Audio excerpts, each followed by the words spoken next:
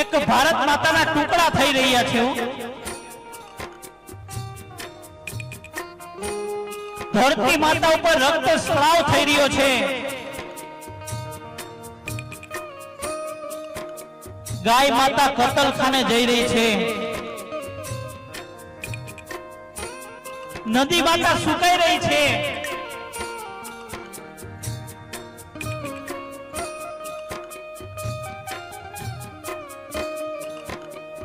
અને ઘરની માતા વૃદ્ધાશ્રમ તરફ જઈ રહી છે।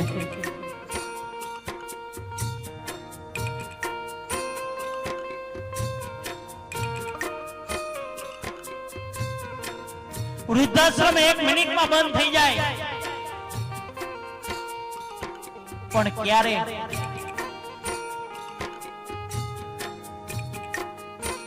આ વૃદ્ધાશ્રમ ખુલ્લા નહીં તો આપણી કાયરતાની નિશાની છે બાપ। કે દરેક સમાજની અંદર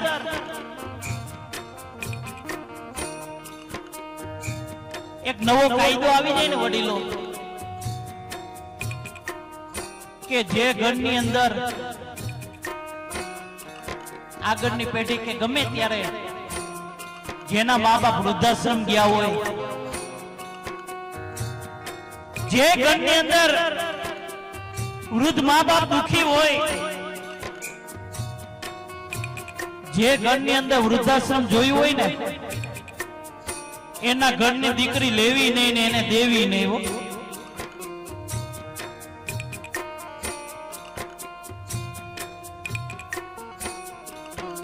કારણ કે એની દીકરી તમે લેહો ને એટલે તમારો ક્યારેક વૃદ્ધાશ્રમમાં જવાનો વારો આવશે, યાદ રાખજો। કારણ કે ચામડા ગમે એટલા ધોળા હોય પણ સ્વભાવ ન જાય કોઈ દી, જાતિ સ્વભાવ તો બતાવીને જ રહીએ બાપ।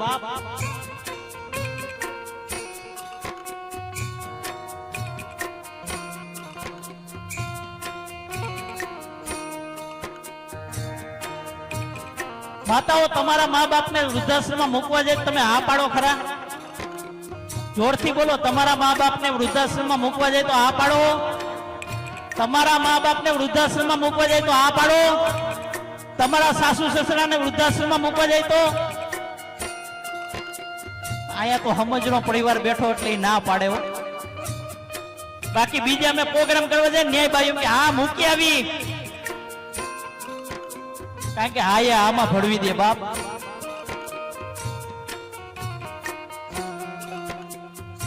તમને જો તમારા મા બાપની અંદર દ્વારકા વાળો નહીં દેખાય ને,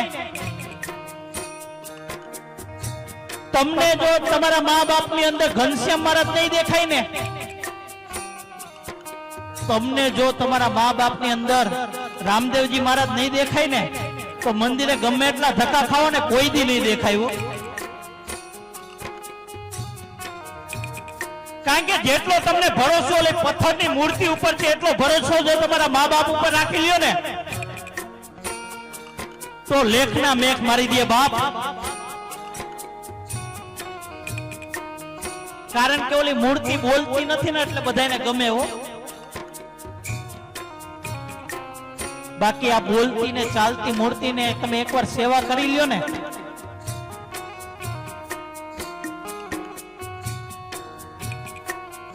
હું ઘરેથી ગમે તે કામ કરવા નીકળું વડીલો, સવારે નીકળું ને એટલે મારા મા બાપને હું પગે લાગીને જ નીકળું છું। હાલના સમયની અંદર માતાઓ મંદિરે પૈકે ન લાગુ, મારા મા બાપને લાગી લઉં। કારણ કે આજે હું જે બોલું છું ને તમે સાંભળો છો ને, આજે મારી જે સફળતા છે ને એ હું ગર્વથી કહું છું, મારા મા બાપના આશીર્વાદ છે બાપ, એના આશીર્વાદ ફરી ગયા હો। બાકી જો તમે તમારા મા બાપને દુખી કરશો ને, તમે તમારા મા બાપને રડાવશો ને, તો તમારું ગમે એટલું દાન પુણ્ય કરેલું, ગમે એટલી જાત્રાઓ કરેલી, ગમે એટલી માળા કરશો ને બધું ફેલ થઈ જશે બાપ। એ આંસુઓમાં ધોવાઈ જશે હો।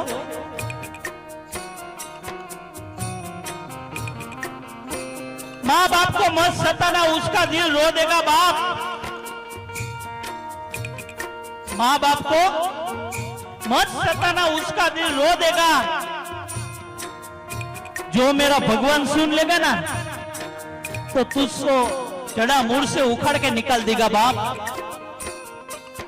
તમે જો તમારા મા બાપને રડાવશો નહીં, મારા દ્વારકાધીશના કાને શબ્દો અથડાણા ને, એનો અવાજ જો મારા ઘનશ્યામ મહારાજના કાને વયો ગયો ને, તમને આ દુનિયામાંથી ઉઠાવી લે બાપ।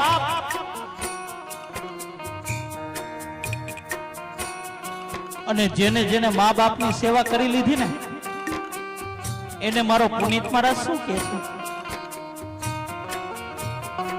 ઓ ભીને સુઈ પોતે અને સુકે સુવાડ્યા આપને, સુકે સુવાડ્યા આપને, સુકે સુવાડ્યા આપને, ભીને સુઈ પોતે અને સુકે સુવાડ્યા આપને, એ અમીમય એ આંખને, એ અમીમય એ આંખને ભૂલીને ભીંજવશો નહીં। ભૂલો ભલે બીજું બધું, મા બાપને ભૂલશો નહીં। અગણિત છે ઉપકાર એના, એ હવી સરશો નહીં। મા બાપને ભૂલશો નહીં, મા બાપને ભૂલશો નહીં।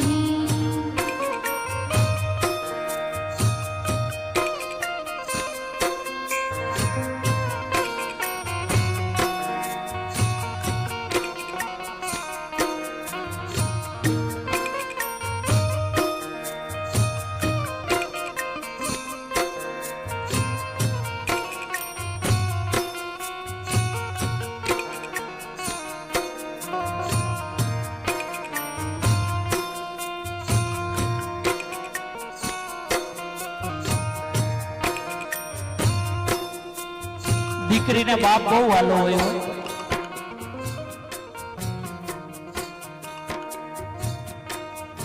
દીકરી વર્ષાબેન અને ઉષાબેન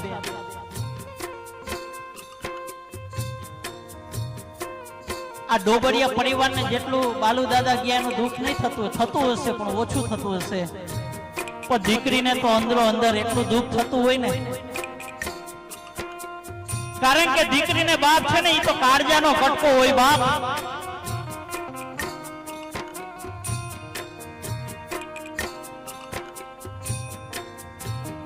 ઉષાબેન ને એમ હોય કે મારા પિતાજી મને ક્યારે મળશે હવે પાછા। વર્ષાબેન ને એમ હોય કે મને મારા પિતાજી ક્યારે મળશે, કારણ કે આ દુનિયાની અંદર એને કઈ પણ તકલીફ પડે ને એટલે તરત જ બાપને ફરિયાદ કરે હો, પપ્પા મને આજે આ તકલીફ છે પપ્પા।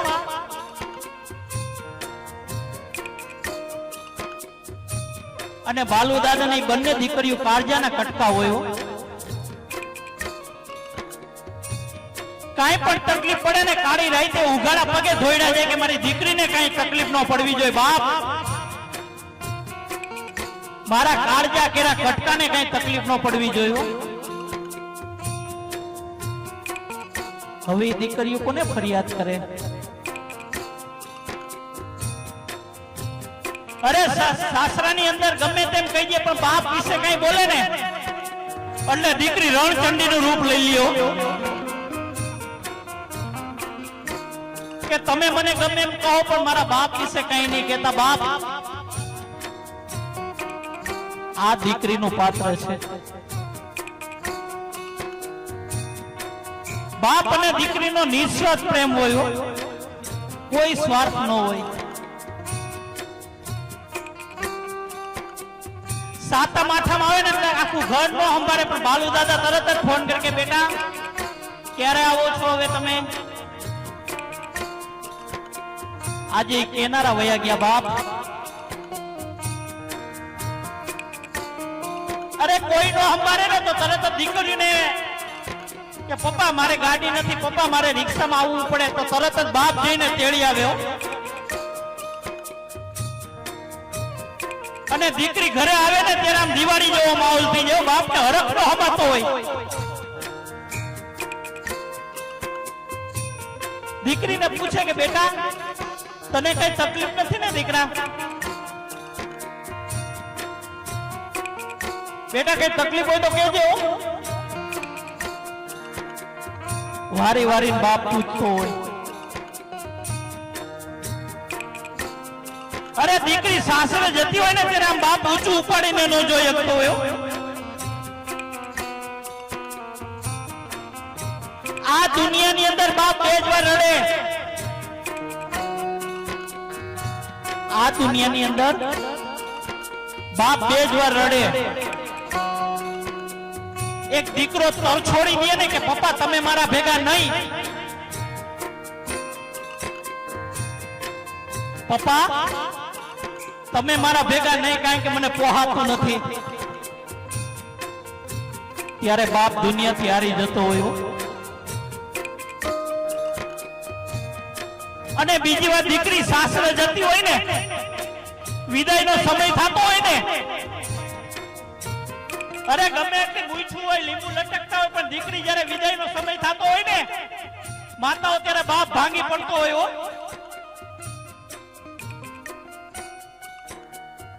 કારણ કે દીકરીની વિદાય ન થતી હોય, એના કાળજાના કટકાની વિદાય થતી હોય. પારકાના હાથમાં એને સોંપવાની હોય બાપ.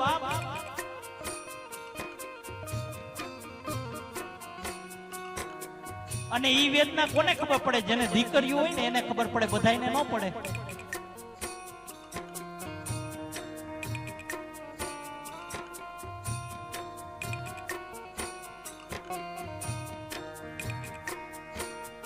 બાલુ દાદા એની દીકરી ઉષાબેન અને વર્ષાબેન ને કહ્યું બેટા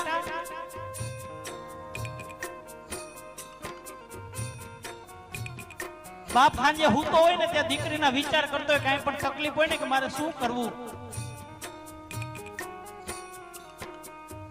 ઓશિકામાં આંસુડા પાડી લ્યો કે મારા કાળજાના કટકાને કઈક તકલીફ પડે. આખું ઘર એના બેડરૂમમાં જઈને હુઈ ગયું હોય, બાપને હક ન થાય. ફફડાથી મારતી હોય બાપ.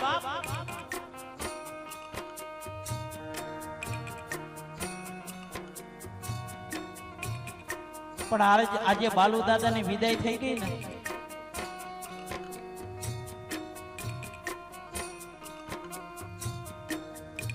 બાલુ દાદા એની દીકરીઓને એક જ સલાહ આપી કે બેટા મેં તને જે નીચ સંસ્કાર આપ્યા છે ને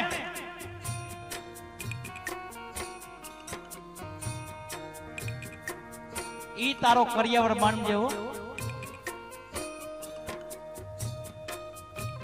બીજા ઘરે જઈને દીપાવજે બાપ.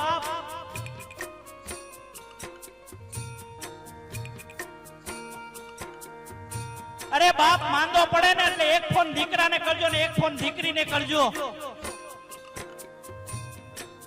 એટલે તમને ખબર પડે કે પેલા કોણ આવે.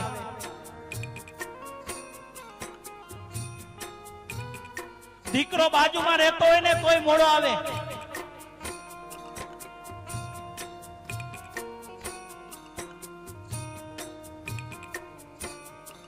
અને દીકરી તરત જ દોડીને આવે. બાપનો ફોન આવે ને કે પપ્પા દીકરા મને આજે મજા નથી બેટા, એટલે દીકરીને હક ન થાય. તરત જ એના પપ્પા પાસે આવીને પગ ઘસરે, માથું, પપ્પા તમને શું થાય છે પપ્પા? અને બાપ દીકરીનું મોઢું જોવે ને એટલે 50% તો હાજે એમનેમ થઈ જાય હો.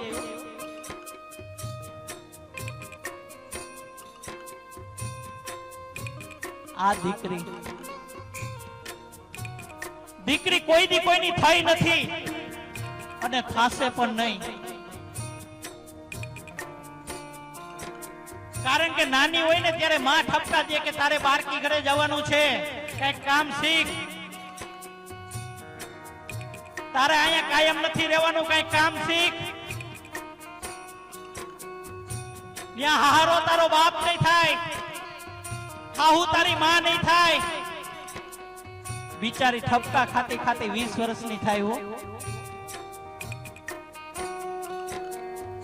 એના બાપનું ઘરે પોતાનું ન થાય. તમે જુઓ તો ખરા કેટલું ત્યાગની મૂર્તિ છે બાપ. જ્યાં રમતી હોય, પપ્પા સામે લાડ લડાવતી હોય ને, એ દીકરીને બાપનું ઘરે પોતાનું ન થાય. 20 વર્ષની થાય એટલે તરત જ એને વિદાય આપી દેવામાં આવે બાપ.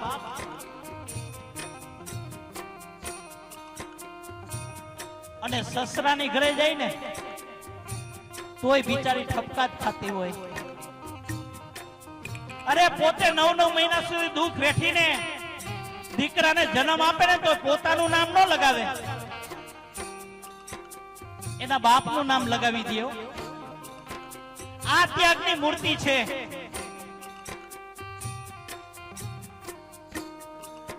અરે ન્યા હાહુ ગમે એટલા મેણા ટોણા મારે ને, દીકરી ઉકારો ન કરે. જેમ બાપની ઘરે આવે ને તો એમ કે નહીં કે મને આમ કે છે, કોઈ દી નો કે સહન કરી લે.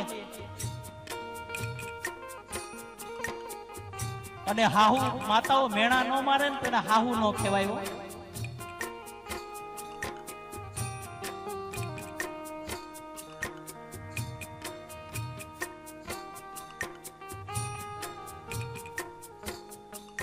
દીકરીને કઈ પણ તકલીફ પડે ને એટલે બિચારી એક રૂમમાં જઈને રોઈ લે. કારણ કે ન્યાય એકલી જ હોય, બાકી બધા જ પારકા હોય.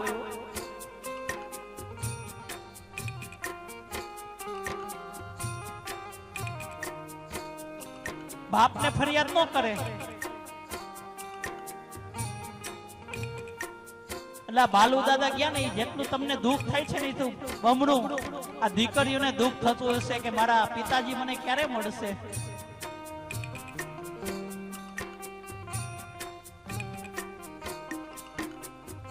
મને આવા માવતર ક્યારે મળશે.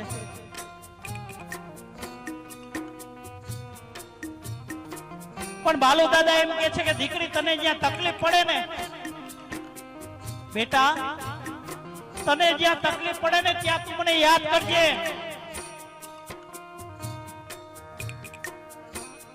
તને જ્યાં તકલીફ પડે ને ત્યાં તું મને યાદ કરીશ, હું સૂક્ષ્મ સ્વરૂપે આવીને તારા કામ પાર પાડી જઈશ બાપ.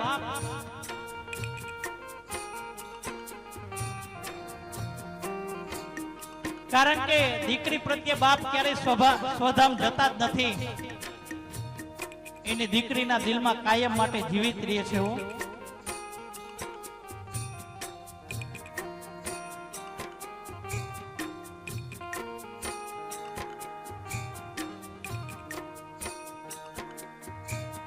ત્યારે નિસ્વાર્થ ભાવનો પ્રેમ હોય તો બાપ ને દીકરી, અને બીજું માં ને દીકરો. બાકી બધે સ્વાર્થની સુગંધ આવે છે બાપ. ત્યારે મારો પુનિત મારા શું કે છે,